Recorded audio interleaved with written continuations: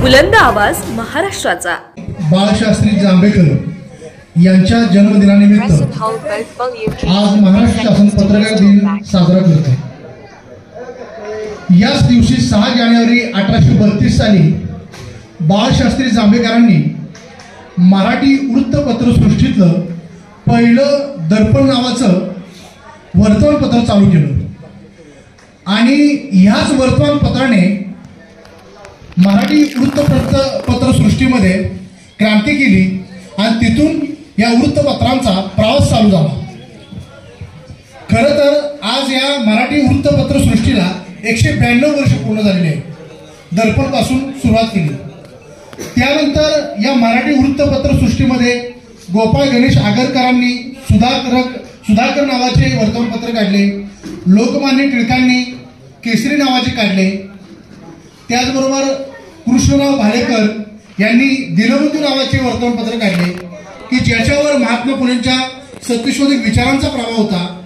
त्यानंतर डॉक्टर बाबासाहेब आंबेडकरांनी बहिष्कृत भारत, समता, प्रबुद्ध भारत, जनता यांसारखी वर्तमानपत्र काढली आणि या वर्तमानपत्रांच्या माध्यमातून समाजातील शोषित, वंचित, दीनदुबळा, उपेक्षित ज्या शेतकऱ्यांवर अन्याय होत आहे अशा शेतकऱ्यांना न्याय देण्याचं काम या वर्तमानपत्राच्या माध्यमातून झालं। खरं तर आजची पत्रकारिता आणि पूर्वीच्या पत्रकारिता यामध्ये फार फरक आहे। साहेब, सकाळी एक कार्यक्रम झाला, त्या कार्यक्रमामध्ये पण मी हेच बोललो आणि पुन्हा बोलत आहे की ज्यावेळी मागे संदीप महाजन या पत्रकारावर हल्ला झाला, पत्रकार संरक्षण कायदा महाराष्ट्रामध्ये मंजूर आहे, परंतु आमच्या सातारा जिल्ह्यातील कोरेगाव तालुक्यातील व संपूर्ण महाराष्ट्रातील पत्रकारांना त्या व्यक्तीवर गुन्हा दाखल व्हावा, तो संबंधित राजकीय व्यक्ती होता, त्याच्यावर गुन्हा दाखल व्हावा म्हणून आम्हाला आंदोलन करावं लागलं। मग हा पत्रकार संरक्षण कायदा काय उपयोगाचा? आमच्या कायदा असून पण त्याची अंमलबजावणी होत नसेल तर हा कायदा असून काय उपयोग? आम्ही त्यावेळी तीच भूमिका मांडली होती, आजही हीच भूमिका मांडत आहे। खरं तर साहेब, पत्रकार बनणं म्हणजे सोपी गोष्ट नव्हे। सर्वसामान्य माणूस साहेब पत्रकार बनत नाही। पत्रकार बनण्यासाठी जिगरबाज लागतो माणूस, त्याच्यात तो धाडसी कलेजा लागतो, तर तो पत्रकार बनतो। थोडक्यात तुम्हाला उदाहरण देतो, ज्याच्या रक्तात समाजसेवा ठासून भरलेली असतो तोच पत्रकार असतो। साहेब, आमचे पत्रकार बांधव एखादी घटना घडली, ती चांगली असो किंवा वाईट असो, त्या घटनेचा मागोवा घेत असताना आमचा हा पत्रकार बांधव साहेब आपल्या जीवाची पर्वा करत नाही, कुटुंबाची पर्वा करत नाही की त्याला काय होईल, कारण चांगल्या बातमीमागेही शत्रू असतात आणि वाईट बातमीमागेही तर फार शत्रू असतात। हा आमचा पत्रकार साहेब कुठल्याही प्रकारचं रिस्क घेतो, प्रत्येक रिस्क घेतो आणि समाजातील ज्या घडणाऱ्या वाईट घटना आहेत ह्याच्यावर प्रकाश टाकतो, असा आमचा पत्रकार आहे। म्हणजे ज्याच्या रक्तात ठासून समाजसेवा भरली असतो तो खरा पत्रकार असतो। आणि इथे जे सर्व पत्रकार साहेब बसले आणि महाराष्ट्रातील, देशातील सर्व पत्रकार आहेत, त्यांच्या रक्तात ठासून समाजसेवा भरली आहे म्हणून ते पत्रकार झाले। म्हणून पत्रकार बनणे हे काही सोपं नाही। ज्याच्यामध्ये दम असतो, ज्याच्यामध्ये हिंमत असते, तोच खरा पत्रकार असतो। आणि हे सर्व पत्रकार ते राज्यातील, देशातील पत्रकार ते, कारण पत्रकार होणं म्हणून मी म्हणतो की सोपं नसतं। साहेब, मध्यंतरी मी एक श्याम सिंगाराव नावाचा एक चित्रपट बघितला, साऊथ इंडियन चित्रपट आहे। त्या चित्रपटामध्ये नानी हा प्रमुख अभिनेता आहे त्या चित्रपटामध्ये। साहेब, प्रत्येकाला अवश्य बघा श्याम सिंगाराव चित्रपट। तर त्या चित्रपटामध्ये साहेब की अशा तो जो हिरो आहे अभिनेता नानी, तो प्रथमतः लेखन करत असतो, पुस्तकं लिहित असतो, नंतर तो छापखान्यामध्ये कामाला लागतो, नंतर तो त्या छापखान्यामध्ये संपादकाची पत्रकारिता जबाबदारी घेतो। तर त्याने त्या पिक्चरमध्ये देवदासी प्रतिनिधित्व आवाज उठवलेला आहे, त्याचबरोबर जुन्या चालीरीती, परंपरा ह्याच्यावर आवाज उठवलेला आहे। म्हणजे तो पिक्चर बघितल्यानंतर लक्षात येतं की पत्रकारांची ताकद आणि लेखणीची ताकद काय असते ती। साहेब, आज मी डिजिटल मीडियाचा जिल्हाध्यक्ष म्हणून काम करतो। आमच्या डिजिटल माध्यमांसमोरची फार मोठी आव्हानं आहेत। मी मुद्दाम आपल्याला साहेब सांगतो की मागे मंत्रिमंडळाच्या, या सरकारच्या मंत्रिमंडळाच्या बैठकीमध्ये एक निर्णय झाला की श्रमिक पत्रकार म्हणून डिजिटल मीडियातील पत्रकारांना मान्यता मिळाली, त्या श्रमिक पत्रकाराच्या कक्षेमध्ये घ्यावे। सरकारने हा प्रस्ताव केंद्र सरकारकडे पाठवलेला आहे. माझी विनंती साहेब अशी आहे आपल्याला की हा जो प्रस्ताव पाठवलेला आहे केंद्र सरकारकडे, तर या संदर्भात आपल्या राष्ट्रवादी पक्षातर्फे आपण प्रयत्न करावा, आवाज उठवावा आणि हे जे पत्रकार आहेत, युट्यूब चॅनल्स असतील, इलेक्ट्रॉनिक मीडिया मधले असतील किंवा रेडिओ पत्रकार असतील, या पत्रकारांना न्याय मिळावा.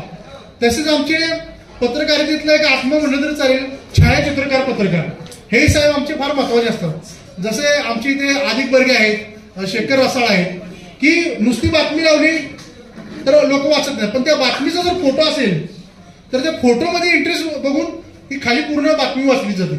म्हणजे छायाचित्रकारांचाही अलीकडे उपेक्षा होत आहे या पत्रकारांची. या पत्रकारांना न्याय देणं हे आपल्या सर्वांची जबाबदारी आहे. खरं तर पत्रकारांना जो संरक्षण कायदा आहे साहेब, त्या कायद्याची अंमलबजावणी झाली पाहिजे, ही पहिली आमची या ठिकाणी मागणी आहे. आणि पत्रकारांवर जे हल्ले होत आहेत, जसं आता भाषण केलं की हल्ला कृती विरोधी समिती संदर्भात अजून निर्णय नाहीये साहेब, या संदर्भातही तुम्ही विधानसभेमध्ये आवाज उठवा. कारण तुम्ही उठवलेला आवाज हा राज्यातील प्रत्येक पत्रकाराचा आवाज असणार आहे आणि प्रत्येक पत्रकाराला तुमच्याविषयी प्रेम असणार आहे. त्यामुळे या संदर्भात तुम्ही आवाज उठवावा आणि डिजिटल मीडिया माध्यमातील हे जे पत्रकार आहेत की त्यांना श्रमिक पत्रकाराच्या कक्षेत राज्य मंत्रिमंडळाच्या बैठकीत घेतलेले आहे. परंतु या श्रमिक पत्रकाराच्या कक्षेत आल्यानंतर त्यांना नेमक्या शासनाच्या सवलती कुठल्या मिळणार, त्यांना नेमक्या योजना कुठल्या मिळणार, त्यांना आर्थिक स्वरूपात मदत कशी होणार, या संदर्भात अजून कुठल्याही गोष्टी निश्चित नाहीये. तो प्रस्ताव श्रमिक पत्रकार कायदा हा 1955 साली मंजूर झालेला आहे. त्यामध्ये प्रिंट मीडियातील पत्रकार येतात. परंतु अलीकडे 10 वर्षाचा कालावधी जर बघितला आपण तर युट्यूब चॅनल्स की लगेच बातम्या अर्धा तास, तुमची बातमी इथं बोललेली बातमी अर्धा तासात लाईव्ह होते, लोकांपर्यंत पोहोचते. म्हणजे याही पत्रकारांचा विचार केला जावा. त्या पत्रकारांचा एक मी प्रतिनिधी म्हणून आपल्याकडे मागणी करत आहे की आपल्या राष्ट्रवादी पक्षातर्फे या संदर्भात आवाज उठवावा व केंद्र सरकारकडे या संदर्भात मागणी करावी. तर खऱ्या अर्थाने या पत्रकारांना श्रमिक पत्रकाराच्या कक्षेत येतील, त्यांना सेवा सुविधा मिळतील, शासनाच्या सुविधा मिळतील, सवलती मिळतील, त्याचा लाभ होईल. वाढदिवस म्हणजे जन्मदिनानिमित्तच महाराष्ट्र शासन तो करत आहे. तर जे वर्तमानपत्र चालू वर्तमानाच्या माध्यमातून जसं राजेंनी सांगितलं की शिवाजी महाराजांचे सुवादी कल्याणच्या बाळशास्त्री जांभेकर आहे, तसेच इथल्या जे घडत गेले, जे इथले होते, जे महापुरुष होते, त्यांनीही वर्तमानपत्र काढले आणि त्यातून त्यांनी आपले विचार ताकदीने मांडले. बाळशास्त्री जांभेकरांनी एक स्पेशल इंग्लिशमध्ये स्तंभ इंग्रज सरकारच्या कानावर इथल्या समस्या, इथल्या लोकांच्या अडचणी जाव्यात म्हणून त्यामध्ये मराठी बरोबरच इंग्लिश स्तंभही लिहिला होता. म्हणजे इथल्या इंग्रज सरकारला, त्या काळी राज्य करणाऱ्या इंग्रज सरकारला की इथल्या लोकांचे समस्या समजावं यासाठी ते लेखन करत होते. त्याचप्रमाणे पुढे गोपाळ गणेश आगरकर असतील, आपल्या कराड तालुक्यातील टेंभुकरचे, त्यांनीही केसरीमध्ये प्रमुख संपादक म्हणून त्यांनी काम केले. त्याचबरोबर नंतर त्यांनी स्वतःच सुधारक म्हणून वृत्तपत्र काढलं. समाजातील चालीरीती, रूढी परंपरा, अंधश्रद्धा याच्यावर प्रचंड मोठ्या प्रमाणात प्रहार करण्याचं काम गोपाळ गणेश आगरकरांनी केलं. त्यानंतर लोकमान्य टिळकांनी केसरी वर्तमानपत्रामध्ये इंग्रज सरकारला जाब विचारताना म्हटलं, अरे सरकारचं डोकं ठिकाणावर आहे का? ही विचारण्याची ताकद आणि धमक ही पत्रकारांमध्ये असते आणि त्यामुळे आजची पत्रकारिता जिवंत आहे हे पहिलं समजून घेतलं पाहिजे. त्याचबरोबर कृष्णराव भालेकर हे महात्मा फुलेंचे सहकारी होते. त्यांनी दीनबंधू नावाचे वर्तमानपत्र काढले आणि या दीनबंधूच्या माध्यमातून त्यांनी येथील शेतकरी, वंचित, शोषित यांच्या समस्या मांडल्या. महात्मा फुल्यांच्या सत्यशोधक विचारांचा प्रभाव कृष्णराव भालेकर यांच्यावर होता आणि या सत्यशोधक चळवळीचा विचारांचा प्रचार आणि प्रसार करण्याची जबाबदारी कृष्णराव भालेकर यांनी घेतली. आणि तसेच त्यानंतर नारायण मेघाजी लोखंडे यांनी मुंबईमध्ये संपादक पदाची जबाबदारी उचलली, जे कामगार संघटना चळवळीचे जनक आहेत. तसेच डॉक्टर बाबासाहेब आंबेडकरांनीही आपल्या विचार मांडताना जनता, प्रबुद्ध भारत, समता, बहिष्कृत भारत या वर्तमानपत्रांच्या माध्यमातून हे विचार समाजामध्ये मांडलेले आहे. बाबासाहेब आंबेडकर एका ठिकाणी म्हणतात, वर्तमानपत्र नसलेल्या चळवळीची अवस्था ही पंख नसलेल्या पक्षाप्रमाणे असते. म्हणजे वर्तमानपत्राची गरज आणि पत्रकारांची गरज किती महत्वाची आहे हे या निमित्तानं सांगता येईल. सकाळी आपल्या साताऱ्यातील ज्येष्ठ पत्रकार विजय मांडके यांची मी पोस्ट बघितली की पत्रकारांचा कोरोना जो कालावधी होता, कोरोना काळ, यामध्ये पत्रकारांसाठी अतिशय मॅडम वाईट अवस्था आली पत्रकारांवर. जवळजवळ महाराष्ट्रातील त्यांच्या त्या पोस्टमध्ये असं उल्लेख केला आहे, महाराष्ट्रातील 55 पत्रकार या कोरोनामध्ये मृत्युमुखी पडले आणि 500च्या वर पत्रकारांच्या नोकऱ्या गेलेल्या आहेत. या निमित्तानं हे चिंतन करणं गरजेचं आहे. आज पत्रकारांवर मोठ्या प्रमाणात हल्ले होतात. मॅडम, मध्यंतरी संदीप महाजनावर हल्ला झाला. कोरेगाव तालुक्यामध्ये तसेच जिल्ह्यामध्ये पत्रकारांनी उठाव केला, आंदोलन केली. माझा प्रश्न असा आहे की पत्रकार संरक्षण कायदा असताना आम्हाला आंदोलन करण्याची गरज का निर्माण होते? गुन्हा दाखल का होत नाही? हा प्रश्न आहे माझा या निमित्ताने या व्यवस्थेला, सरकारला. कारण जर पत्रकारांवर अन्याय होत असेल, पत्रकारांवर हल्ले होत असेल, पत्रकार संरक्षण कायदा जर मंजूर आहे तर त्याची अंमलबजावणी का होत नाही? आम्हाला आंदोलन का करावं लागलं? हनुमंतराव बर्गे भाऊ असतील यांच्या नेतृत्वाखाली या तालुक्यातील सर्व पत्रकारांच्या नेतृत्वाखाली हे आंदोलन झाले. त्यावेळी आम्ही हीच भूमिका मांडली की संरक्षण कायदा असताना जर आमच्यावर हल्ले होत आहे तरी चुकीचं आहे. आणि एखादा पत्रकार जसं मगाशी संदीप दीक्षित म्हणले की सेल डाऊन झालेला आहे. जर पत्रकाराचा सेल डाऊन झाला तर समाजाचा सेल डाऊन होऊ शकतो. ही वस्तुस्थिती आहे.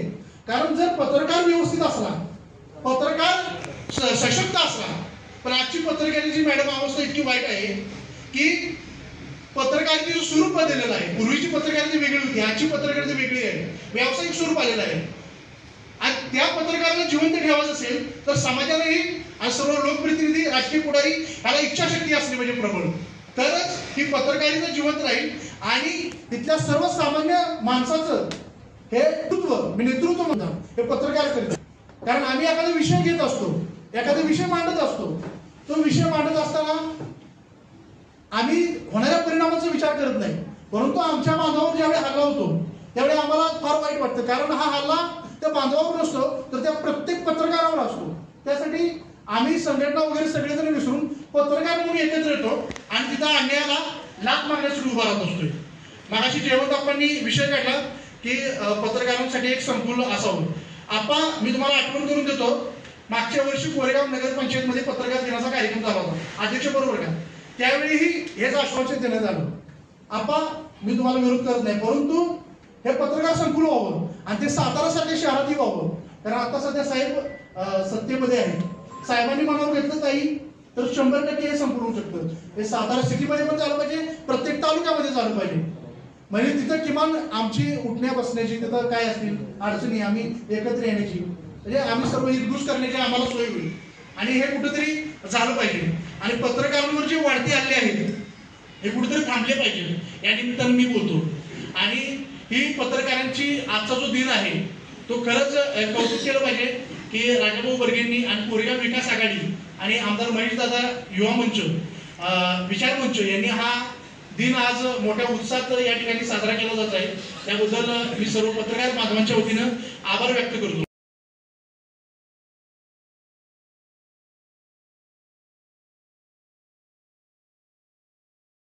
आपल्या भागातील राजकीय, सामाजिक, शैक्षणिक आणि सांस्कृतिक बातम्या पाहण्यासाठी आमच्या सह्याद्री वेध YouTube चॅनलला सबस्क्राईब करा आणि बेल आयकॉन प्रेस करा.